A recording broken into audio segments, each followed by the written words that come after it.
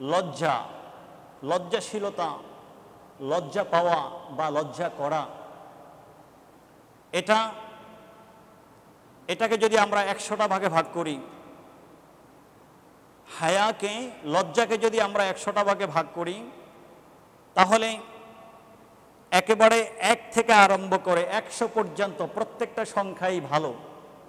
লজ্জার মধ্যে খারাপ বলতে কোনো কিছু নাই, লজ্জাশীলতার মধ্যে খারাপ বলতে কোনো কিছু নাই।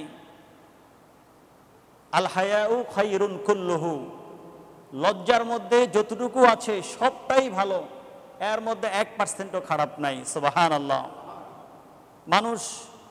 মানুষ থেকে লজ্জা পায়, মানুষ তার খালেক থেকে লজ্জা পায়।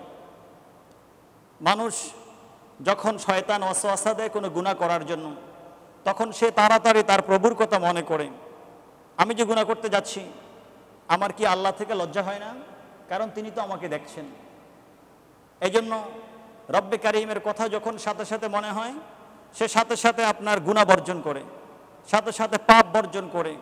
আল্লাহ রাব্বুল আলামিন দেখবেন, আল্লাহ রাব্বুল আলামিন থেকে লজ্জা পেয়ে ওই গুনার কাজটা থেকে সে দূরে থাকে। সুবহানাল্লাহ। আমরা বা মানুষ স্বাভাবিকভাবে দেখা যায় যখন কোনো খারাপ কাজ করতে যায়, সে ডানে বামে সামনে পিছনে বিভিন্ন দিকে তাকিয়ে দেখে কেউ দেখে কিনা, আবার দেখে চতুর্দিকে সিসি ক্যামেরা আছে কিনা, কেউ কোনোভাবে দেখে ফেলে কিনা।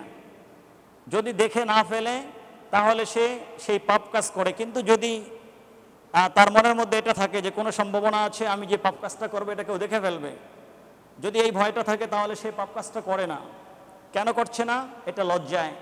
আমি যে এই খারাপ কাজটা করতে যাচ্ছি, এই ত্রুটি কাজ করতে যাচ্ছি, এটা আমার ভাই দেখে আমাকে খারাপ বলবে, আমার ভাইয়ের লজ্জায় আমি এটাকে তরক করছি, কেউ দেখে ফেলবে, সেই লজ্জায় আমি এটাকে করছি না।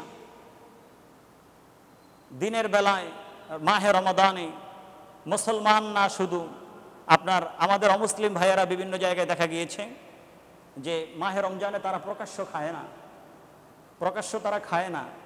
তো তাদের তো খাওয়া নিষেধ না, কারণ তাদের জন্য তো রোজা নাই। তাদের ধর্মে তো এই সময়, আমরা যেই সময় রোজা রাখছি এই সময় তাদের জন্য রোজা নাই। তো তারা খাচ্ছে না কেন? তারা তো খাইতে পারে। জিজ্ঞেস করা হলে বলে, আমি যদি খাই তাহলে আমার মুসলমান ভাই তো দেখে ফেলবে, যদিও আমি খাইতে পারি কিন্তু মুসলমান তো দেখে ফেলবে, আমি এই লজ্জায় খাচ্ছি না।